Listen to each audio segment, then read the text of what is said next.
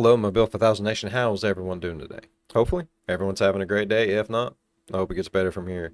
We are back with another Mr. Nightmare. This one's titled 3 Disturbing True Winter Horror Stories. I figure summer's right around the corner. Let's finish winter off with some horror stories. That was it. Alright, I'm excited to get in today's video. Hopefully you guys are excited as I am. If you are, please go ahead, turn the mics down low, put on something comfy, cup of something special. Let's get creeped the hell out. Boom. Story 1 by Anthony Scott. Great Scott! My family has a little vacation home in Colorado. My parents are avid skiers, which was the motivating factor behind that purchase. The home has been in the family since before I was born. It's definitely showing its age in a lot of ways, but it's also like 40 years old. It's not gonna look new. My dad's had to do a lot of upkeep on the place over the years. It's still in our family today, and it's really on its way out at this point. My dad talks about knocking it down and putting up a new place, but I don't really get involved in his decision. This story takes place like 15 years ago when I was 8 and my brother was 11. We were up in Colorado during a blizzard. The snowfall was insane, and of course, my brother and I had to go out and play in it. The great thing about going up there when we were kids was the sheer amount of space. The property has a huge opening with woods surrounding in all directions. Ooh. There's a dead-end road that goes downhill which leads to a few more, almost equally big properties. It's the perfect layout for hide-and-seek or snowball fights or any number of games like that. My brother Josh and I went out in our snow gear to play our snowball fight game with our own little custom rules. Basically, we'd set up 2 forts. We could pick our forts to be anywhere, but we had to tell each other where we were picking. We would then make one giant snowball as the so-called jewel that we'd have to successfully steal from the other base and bring back to ours. Josh chose to make his base on the nearest neighboring property. There was almost never a car, like 9 times out of 10 that we'd go there, so we'd often play games on their property too since they were never there. What we'd do is build little walls to emulate a fort, and then put the big snowball behind the walls. So to get to each other's bases in this game, we could either cut through the woods or take the road up or down to get to the opposite fort. Once Josh ran down the road and disappeared, I was supposed to wait for him to blow the whistle to signal that the game began. I waited for a while, like a long while, over 5 minutes. Oh God. He had already set up his fort by then, so all he had to do was get back down there and blow the whistle. When it hit around maybe the 10-minute mark is when I decided I probably just couldn't hear the whistle from there, so I started plotting my route. Was it better to go through the woods or down the road? I opted for the road because honestly, going through the woods during a blizzard at 8 years old was a scary thought. I started trudging through the unplowed snow on the ground as flakes of snow blew into my face. With the amount of layers my mom made me put on though, I wasn't cold at all. Well, of course As not. I approached the driveway to the neighboring property, I looked through the trees and didn't see Josh over there. With all the brush and trees bare in the winter, it was quite easy to see through the woods. So I cut into the property through the trees to kind of sneak in, but Josh was literally nowhere in sight. I saw his fort, so I looked around. And when I could confirm he wasn't anywhere in sight, I approached his fort to grab the jewel. Before I could, I heard a woman's voice yelling out, "Excuse me, are you looking for your brother?" I turned in the direction it came from, and it was an older woman at the front door of the neighbor's house. I called back that we're playing a game. She responded with, "Your brother's in here." I was very confused. I started walking towards the front steps of the house, and as I got closer, the woman's face got clearer. To my 8-year-old mind, she looked a lot older than she probably was. As I got closer to the house, I noticed at one of the upstairs windows, there was someone looking out at me. For a second, I actually thought it was Josh. It was someone with half their face covered, presumably by a black beanie, and the bottom part of their face covered under the bottom of the window. I also noticed another trail of footprints leading to the front door.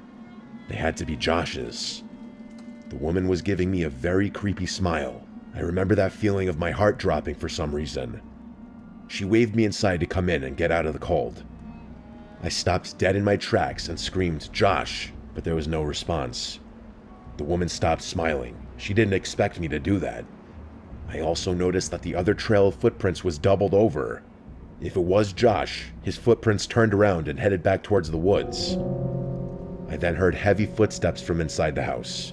They sounded like they were upstairs coming down. I started to run, and the woman screamed something at me or someone else that I didn't understand. Fucking I get looked his back ass. once at the house, and that face that was upstairs at the window before was no longer there. I ran off the property back on the road, running through my previous footsteps. I started to hear my dad's whistling from up the hill, the whistling he'd do to get my brother and I home at dinner time. When I made it back to our driveway, my dad and Josh were there already, having been on their way to get me. Before I could even try to explain what just happened, Josh was already telling me that there were people in the neighbor's house telling him to come inside. I said the same exact thing happened to me, so my dad went down there with some kind of weapon in his hand while we waited in the home with our mom. He came back after a long while and said that the front door was locked and no one was answering, so we went to another neighbor's house, and they knew the owners of the house and they called them. This part still gives me chills whenever my dad mentions what he was told. The owners of that house were not there that weekend. Nobody was supposed to be in the house. The cops were called and everything, and my brother and I did have to speak to one of the officers on scene to describe the woman. After that, we were no longer involved. According to my dad, the back door was unlocked and the house was investigated, which turned up nothing. For this reason, my parents took home any extra valuable things in fear of a break-in while we were gone. After that day, we steered clear of playing on that property, shit, just man. from the creepiness factor of that memory alone. Thank God we didn't go in that. Man, you can't even be safe out in the fucking woods from fucking creepy ass motherfuckers trying to take your fucking kids, man. What the fuck? Can't a kid just play in the woods and be happy and have fun without someone trying to take it into their house and do stupid shit? That's so fucking stupid. house. Can't even be a fucking kid out in the woods playing with your brother. That's sad. I've been skiing for as long as I've been able to walk. My parents used to ski competitively. That's actually how they met. So it was I can't very ski worth important to them shit. that my siblings and I learned as early as possible. Fast forward I can about surf. 20 odd years, I can't and ski. that's how old I am now.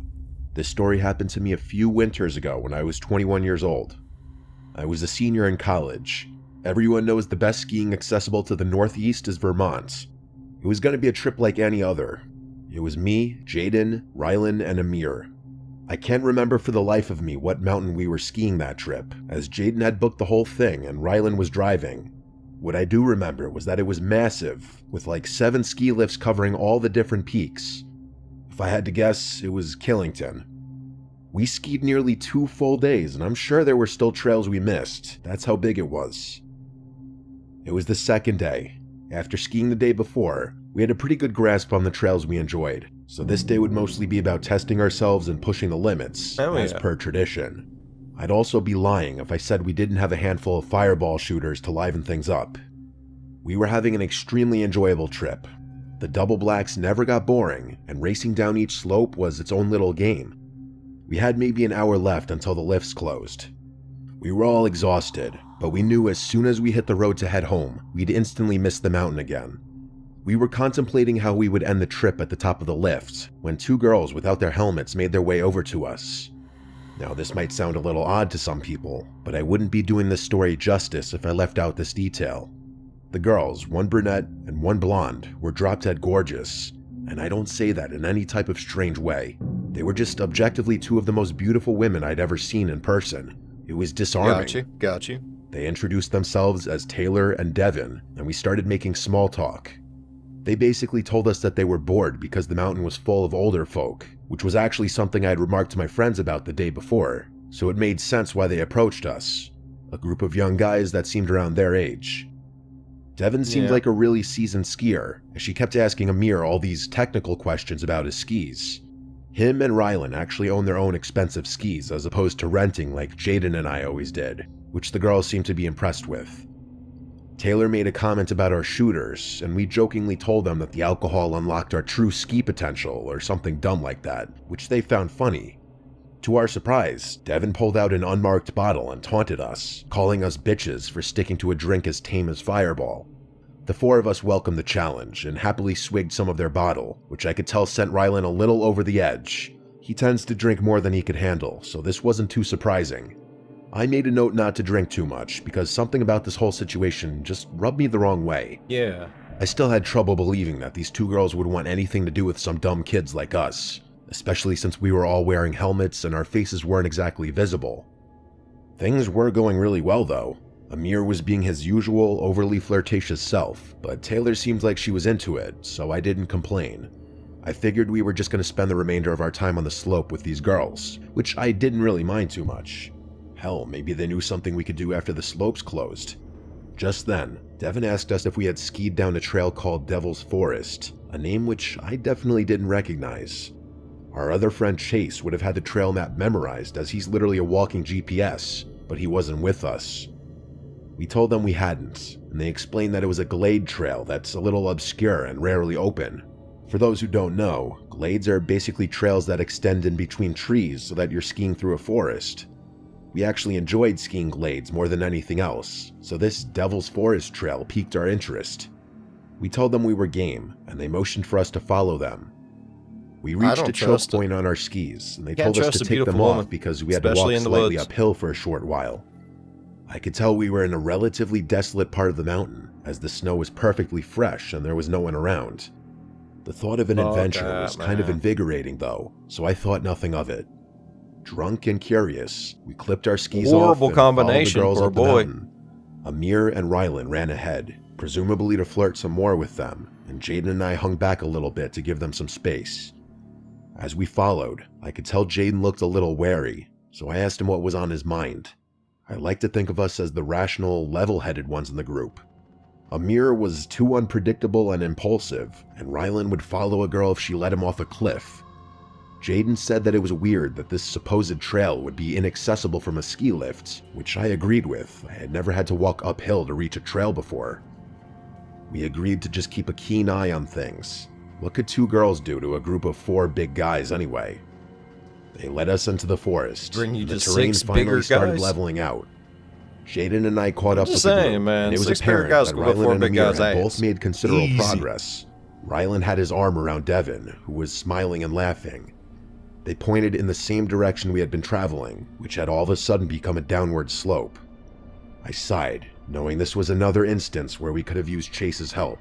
He would have known exactly where we were and where this trail would have led. Jaden was still skeptical and asked the girls if they were sure that this was a real trail. They responded yes and told us that it would also take us right back to the lifts. Before I could say anything, Devin pulled the bottle out again and told us we had to finish it. Amir and Rylan happily took some hefty swigs, but when the bottle got around to Jaden, he said he was drunk enough. As soon as he spoke, I could have sworn Devin's smile became a really angry scowl for a split second, but by the time I blinked, she was smiling again. I must have been the only one to notice because I looked around at my friends and their expressions were all normal. She put on a seductive smile and batted her eyes at Jaden, asking him nicely. He reluctantly grabbed the bottle, if just to shut her up. By the time it got to me, I put the bottle up to my mouth but didn't actually drink. Everything about this encounter was triggering alarm bells suddenly in my head. Very, very smart. I handed the bottle back to Devin, who put it away. I would have busted over one of them girls' heads. Neither girl drank this time around. It dawned on me that I hadn't seen either one of them drink anything this whole time. I checked my phone. Half an hour until the lifts closed. I tried to come up with some excuse for why we couldn't ski this trail. Saying that we wouldn't have enough time to get back up and down the mountain to where we had parked. The girls insisted that we'd have enough time and that the lifts were connected on the bottom anyway. Then, without warning, they told us that we were wasting too much time and took off toward the slope, telling us to follow them if we could.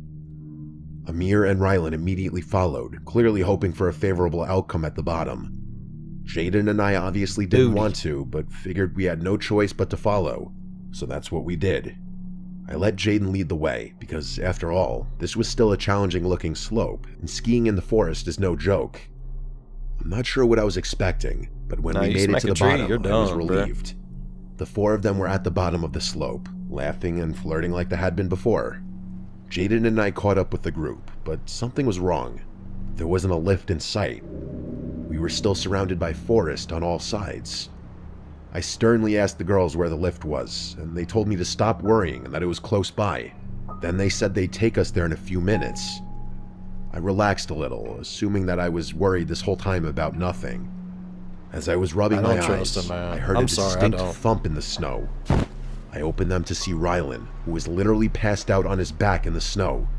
The girls laughed, calling him a lightweight, but I could tell it was more serious than that. Before I could even react, Amir slumped over too. I started freaking out, and I rushed over to them, unclipping my skis. I thanked my lucky stars that they seemed to be breathing normally, but I was beyond horrified. Jaden took a step towards the girls, asking them what the hell was going on. They seemed genuinely shocked, saying they have no idea what was wrong. Jaden took another step before he too passed out in the snow. I stared in shock, still trying to wrap my head around the gravity of the situation. What the fuck? I just couldn't fathom that this was happening to us. Ruthie them? My head started spinning, and I was sure that I was next. The girls had stopped pretending by now, and they looked at me like they were waiting for me to pass out. I felt myself getting dizzy, so I sat down in the snow, even though I wanted to stay on my feet. I demanded to know what they had given us. They didn't respond or even move for that matter. I yelled at them over and over again, but they still didn't react. I wanted to get up, but I quite literally couldn't stand. I didn't pass out though. I kept my eyes open the whole time. Eventually, Taylor turned to Devin and said something along the lines of he must have not drank enough. She looked more pissed off than anything. Devin cursed before telling Taylor that they had to go. I was still frozen. After unclipping their skis, I watched them take Amir and Rylan's skis before trudging off into the woods. I had to do something, but my body still felt numb. I couldn't just let them walk off with my friend's skis. I knew they wouldn't be able to move that fast, carrying 2 sets of skis each, especially through the snow. Another few minutes passed, and I started to regain control of my body. I stumbled after their tracks in the snow, but it was actually freakish how far they'd gotten, even with all that added weight. Eventually, I turned a bend and saw them in the distance, way ahead of me. I figured as long as I kept them in sight, I'd be able to track them down. I followed for a couple minutes, and that's when things got crazy. The forest gave way to a clearing, which I could see turned into a road. We must have literally been on the opposite side of the ski mountain, which made sense looking back. That's when I noticed the van parked in the distance. I stopped in my tracks at the edge of the woods. The side of the van opened, and 4 big-looking dudes stepped out to intercept the girls. The girls motioned for the guys to get back in the van, and one of them turned and pointed directly at me. That's when I realized I was in too deep, and also felt like an idiot for leaving my helpless friends unconscious in the woods. The guys from inside the van seemed to be debating whether or not they should leave or chase me, and I wasn't waiting another second. I started wobbling back the way I came, knowing I'd be able to find my friends on the account of the tracks I left behind in the snow. Yeah. I found them, still passed out. I figured Jaden had had the least to drink, so I tried shaking him awake first. After a couple of handfuls of snow to the face, he was awake enough to talk. I told him what had happened, still in shock. We tried waking Amir and Rylan up, but had no luck. Jaden and I figured we had no better option than praying those guys didn't decide to track us down, but they never came. I might not be telling this story if they had. We waited about an hour for our friends to wake up, and when they finally did, we told them everything. We had a million questions. Who were those girls? Who were those other guys? What were they going to do to us? It was chilling imagining what could have happened had I not been quick enough to pretend to drink. Best case scenario was that we would have just woken up robbed, but even that would have been horrible. Or somewhere else. Something with a tells me that no penis one in would your go to butt. those extremes just to rob some broke college-looking kids. Besides, who really keeps valuables on them when skiing? I guess Amir and Rylan's expensive skis were worth stealing, but it still felt like overkill. Plus, how would they have even known that we had expensive skis with us as opposed to renting? Things didn't make sense. Finding the car was hell. Reporting it to the police was hell. The drive back home was hell. The people running the mountains swore they'd identify those people, but we obviously had to get back on the road and couldn't verify that. The police took it a little more seriously and told us we'd be updated should anything come up. I think it even made local news, but it's been years now, and they obviously never found everything.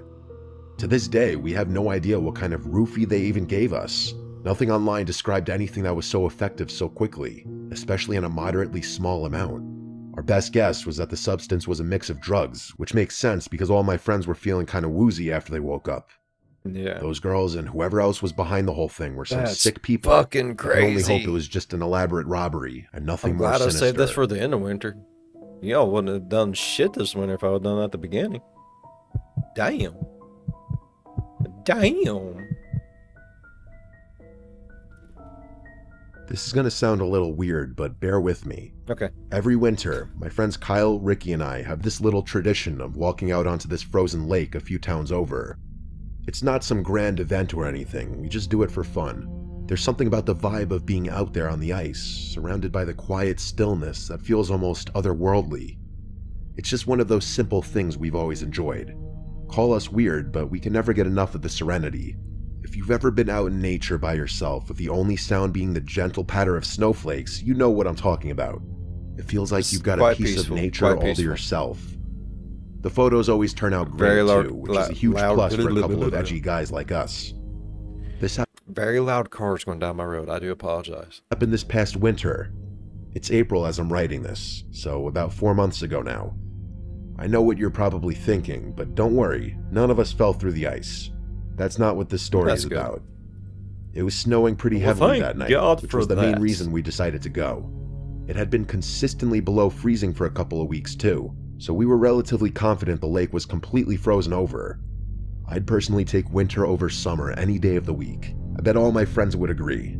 There are about a million reasons why, but one of them is as simple as the snowfall itself. First of all, it's just pretty. What I like most about it, though, is that you'll never find yourself in complete darkness. Even after sunset, the world isn't entirely dark. The light reflecting off the white snow blends day and night, so you're left with this really surreal feeling that doesn't arise from anything else. The moon was also pretty full that night, so that feeling was amplified. Kyle was driving. Don't get me wrong, I love summer, but I love the snow. He had a pickup that handled pretty well in the snow, so we just played it safe and let him drive, even though Ricky was usually the one who chauffeured us around.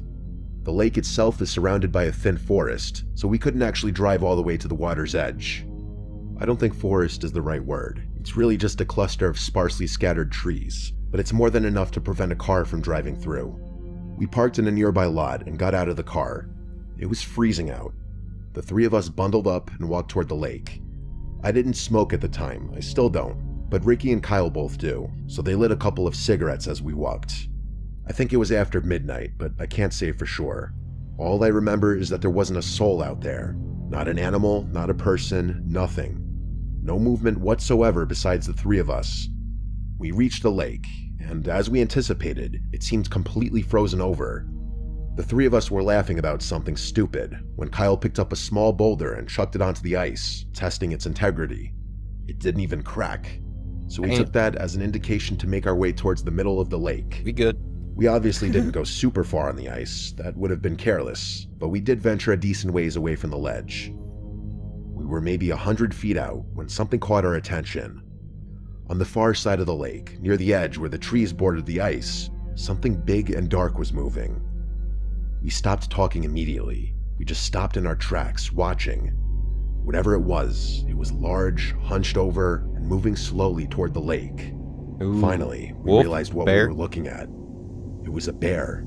Oh shit. Ricky was the first to say something. He whispered, "It's unfair to be a bear," as quietly as he could. I didn't answer. My heart was already racing. If it was a bear, the last thing we wanted to do was draw its attention. We stood there, frozen, not even daring to breathe too loudly. But then, as the figure moved closer, something felt off. The way it walked wasn't quite right. Too upright. Too human. It also looked like there was something dragging behind it. Bigfoot. Nothing about it made sense. And Bigfoot's It was one of the most bizarre things I'd ever seen. And that's when it straightened up completely, and we realized the truth all at once. It wasn't a bear. It was a person. A person wearing some kind of bear suit. Kyle said, "What the hell," in a low voice, and I was thinking the same exact thing. Hell? I know it doesn't sound scary in a generic sense, but if you had been there, you would have been terrified too. I tried to respond, but the words wouldn't come. I don't know if I was more afraid or confused, but something told me to stay quiet. The figure kept moving toward the ice, dragging something behind him. At first, it was hard to tell what it was. The snow blurred the details, but as he got closer, I realized he was holding a rope that was attached to the thing he was dragging, and a few moments later, we could see it more clearly. It was a small black bag. It looked like a smaller sized garbage bag, if they even made those. Either way, it was chilling. We stood there, unsure of what to do. My mind was screaming at me to turn around and leave, but my body felt paralyzed. I couldn't move. I don't think Ricky and Kyle were too keen on turning around and leaving either, because neither one of them flinched. I probably wouldn't have left right then, even if I hadn't been so scared. I needed to know what that person was doing. And then, as if the situation couldn't get any stranger, the man unzipped and stepped out of the bear suit. Seeing him as a person didn't make things any better. He wasn't particularly large or intimidating, but there was something unsettling about him. We watched as he bent down, presumably to pick up a rock, but I couldn't tell from so far away. And then the sounds started. He knelt down holding what looked like a rock and began repeatedly slamming it into the ice. It might have been placebo, but I swear I could feel the vibration in the ice even from the distance. He was trying to break through, most likely to dispose of whatever was in that bag. Ricky tapped my shoulder, and I turned to see him and Kyle moving back towards solid ground. Without a word, I followed suit, and the three of us tried to move quickly without making too much noise. Every step felt deafening in the quiet, even though I knew there was no way that guy could hear the crunch of snow from that far away. We barely made it a few yards when a voice yelled out, "Hey," from behind us. I didn't even look back. I just started running, praying that guy didn't have a gun. The cold didn't help. I found myself starting to get winded after not even a minute of running. I don't know if he followed. I don't think he did, but in that moment, we were in full-on panic mode. We reached the edge of the lake, and at that point, I was gasping for breath. After a very short break, we made our way back to the car silently, and Kyle drove off immediately. None of us had any idea what we had just seen. Kyle said it was probably someone dumping their trash, but I told him that was ridiculous. Who in their right mind would dress up in a bear suit in the middle of the winter to illegally dump their trash? There was no way. Someone who was illegally dumping their trash? Ricky said it was definitely someone dumping a body, but I told him the bag was way too small for that. The three of us talked about it the whole ride home, but we couldn't agree on a definite explanation. We never got an answer. The reason I'm thinking about this now is because my mom was watching TV the other day and an old missing persons report popped up on the screen. It was a child from around our area, and the timeline of his disappearance matched up pretty closely with what we had seen on that lake. I'm not jumping to conclusions. I know it's a long shot and probably just an unfortunate coincidence, but I can't help but wonder if those two things are somehow related. By the time you're hearing this, we've probably reported our sighting to the police. Damn. That would be crazy. Like, I don't know how I would feel about none of that, man. I don't. That's awful. See something, don't say something, then maybe this kid disappeared because of that shit. Oh, man. That'd be hard. I don't know if I can handle that. Really enjoy. Oh, I love Mr. Nightmare so much, man. His videos are so fucking good. If you haven't subscribed to him, y'all definitely go over and show the man some love. 100%. All right.